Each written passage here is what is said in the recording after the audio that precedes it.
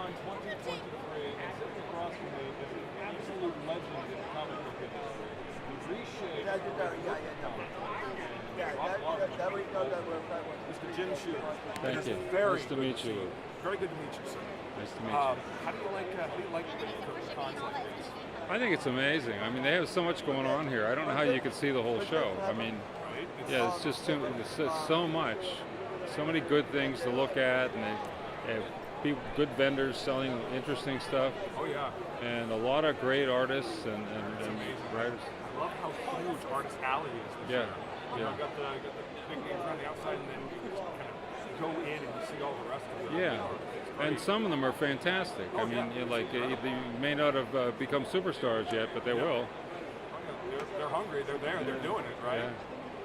What got you into comics? I know that you started at a very early age, but what was that one comic book that made you realize this is what I want to do?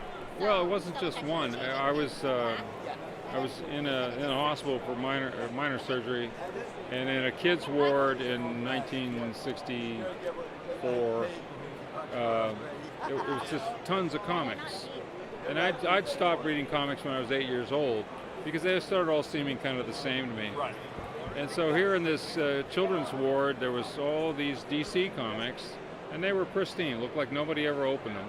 Wow. So I thought, well, I wonder if they've changed since the old days. So I read a few of those, and they were pretty much the same as they were in 1958. Yeah. And so I thought, all right, well, I'll try some of these ratty dog-eared ones that everybody reads. Yeah. And they were Marvel comics, and they were revolutionary. They were so different and good. Yeah. Like, holy cow, and I read several of them. And I was just really impressive. And I thought my family was not very well off, and so I thought, hey, if I could learn to write like this Stan Lee guy, I could sell stories to these other guys. Right. And that's exactly what happened. That's how I got into it. I just started doing a pale imitation of Stan Lee, and it was good enough to get me a job at DC Comics when I was 13. 13 years old. That was my next question. Yeah. 13 years old. Yeah, I wrote my first 3 stories, and they bought them all when I was 13. That's amazing. Yeah, it was. And you just have been working ever since. Working ever since. They were a little bit put back when they found out that at that point I just turned 14. Right. The guy says, "Put your mother on the phone." We got to make sure this is on the up and up here, that we can actually pay you for your work. That's amazing. What is the favorite? I guess the favorite character, or maybe the favorite story that you've worked on? Is it something from the big two? Is it something that's more personal? Well, I've done so much stuff. Yeah. I mean, it's hard to pick one out. I love working on the Avengers. I like working on Spider-Man. When I was at DC, I had a Superboy and the Legion of Superheroes, and that was kind of a favorite of mine because I was young, the characters were young, and most of the audience was young. And we all grew up together. Yeah. And that'll never happen again. And I also liked at DC. I love writing Superman. I wasn't real good at it at first, but I got better. And because he's hard to write. Oh yeah, I mean this uber powerful character that almost can't be hurt. How do you make that interesting? Well, exactly. You're writing Sir Galahad, who's invulnerable. And you have to you have to do some thinking and come up with ways to challenge him and to make an interesting journey in a story. And once I kind of figured that out, then I had a better shot at it, and I did the best I could. But I really love Superman. I don't think it's been written very well or accurately a lot of times since then.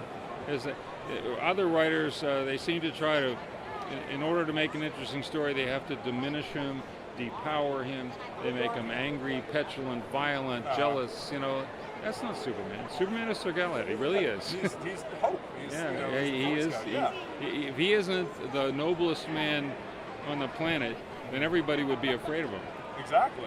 Because that's the whole reason why we're lucky that he's on the side of the angels, because he could just be an absolute terror. Yeah, because if he showed signs of anger or petulance or whatever. Well, wouldn't the government start worrying that he might just take a fit one day and sink the 7th Fleet, or throw the White House into orbit or something? I mean, exactly. They'd be afraid of him. Yeah. But he is consistently noble, and that's why the world is glad to have Superman. And So anyway, I learned to write that better as I got older and a little smarter.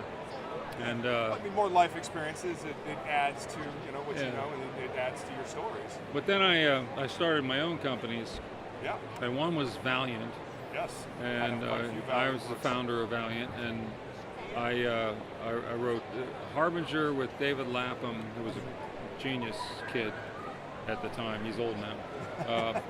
And I wrote Solar Man of the Atom with Don Pearl, and I wrote lots of other things too, and I like them just as well. But those would, I'd say, be the ones I would pick out Yeah. as my special. Mostly because I love working with the artists so much. Yeah. I would ask these guys to do some high degree of difficulty dives, and they both gave me everything I asked for, and then they put some character in the background reacting or some little touch Yeah. and make it better. Adding that verisimilitude, yeah. Yeah, and it was just really fun working with those guys. But I like a lot of, I worked with some all-time greats.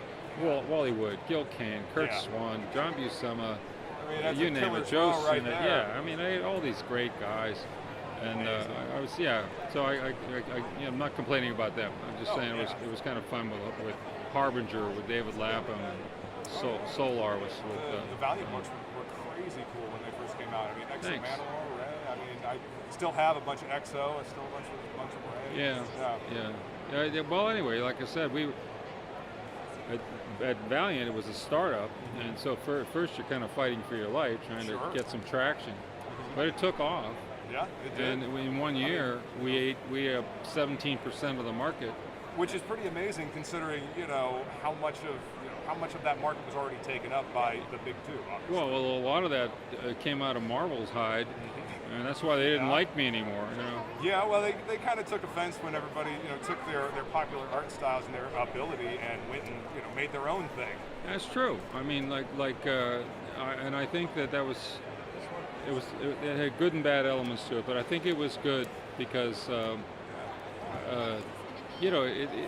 these guys were tremendous creators, and if they did nothing else but stir the pot with all of the things that they did, Yeah. that was plenty, and they really changed the industry for a while. Shook things up, Yeah. and if you looking back at the history of comics, because in high school, I mean, all of my book reports, my English lit and all that, it's always about comics and whatnot. If you look at the history, it always seems like the indie sphere, the indie sector, pushes the medium forward. The big corporate comics, for lack of a better term, they get stale, people get bored, the creatives get bored, they leave, they make something new, and then eventually the corporate comics looks to indie creators. I would say that was often the case. Yeah. But during that little era when I was at Marvel, and the whole industry was dying, we were dying too. We would have been dead if Roy Thomas hadn't talked the management into licensing Star Wars. And Yeah. Star Wars by itself kept us alive through 1977 and 78 by itself, as it was selling millions of copies. What Roy did is I started in 78 as editor-in-chief. Roy and Star Wars bought me a year to turn it around. And I'm telling you, for a while there, we had, because a lot of other people were laying people off or firing them or going out of business, Yeah. I mean, the streets are awash with talent. So I cherry-picked it. I got Larry Hama. That's like better than Christmas. I got Louise Simonson. That's winning the lottery. amazing. Archie Goodman. He's best of all time. And lots of other really great guys. Jim Salica, Carl Potts, Bob Budiansky. All these really good creators. And for a while there, we were where it was happening. Marvel was where it was happening. It wasn't getting stale. We were just going to, better and better. And unfortunately, greedy banker people decided to sell the company, and then that all went to hell. But Never was Marvel, the same we were a steep decline, the whole industry. Yeah. There was no direct market, and there was just this one guy, Phil Sewing, and he was buying comics out the back door from his crony at Marvel and distributing them to little back issue shops. There weren't very many of those. Well, when I was there, thanks to a guy named Chuck Rosansky, who, enlightened us about these things, we changed that. We opened the direct market to anyone who could make our minimums. Right. So overnight, instead of one guy selling hundreds of copies, we had 18 distributors selling tens of thousands of copies. That's Just literally. definite Now, here's the good news. Yeah. That a little indie publisher in those days, he couldn't sell comics on the newsstand. Newsstand didn't want anything to do with them. Won't have But any once attention, this direct market started, now there's a venue for Cerebus, Right. for Distant Soil, for ElfQuest, Oh, yeah. for Ninja Turtles. Yep. And so we help create the venue for those Yeah, people. that's true. And I'm telling you, you are correct, absolutely, that those people did different things we'd never think of and Yeah. stuff. But we were doing pretty well too, Yeah. doing some definitely. rocking stuff. And It's a healthy industry. yeah, out it was there. healthy for a while. Yeah. P.S. As we made better books and opened the trade terms and the direct market started to grow, the rising tide lifted all the boats. That's what, man, I always say Yes. that. I always say And, that. Yes. and DC, they saw what we were doing. Well, they're not going to let that stand, so they're trying to fight back with Watchmen and Dark Knight and stuff.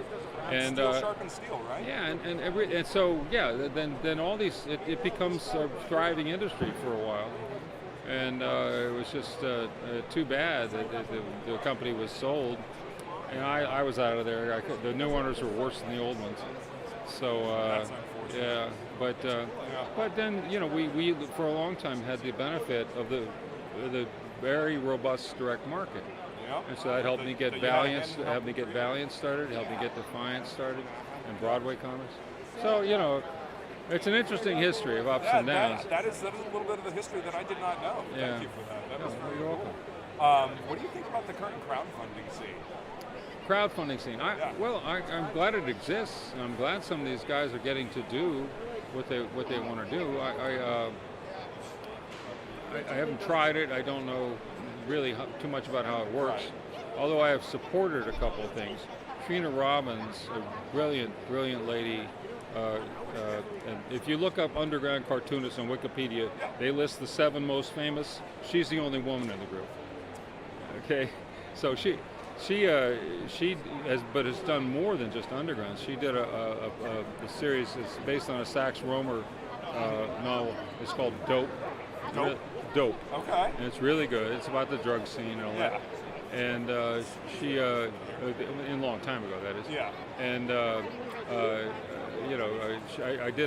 I supported her crowdfunding, and I got a drawing from her and Steve Lealoha, and I got a copy of the book, and man, it's good.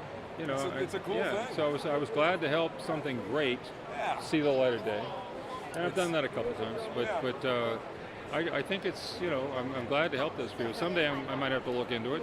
Yeah, We'll see. I'm pretty sure you would have a pretty good turnout. If you decided to crowdfund a new creator-owned project, because that's really what it is. Just bypassing the publisher. But I've got so much to do anyway. It's like I've been so busy with everything.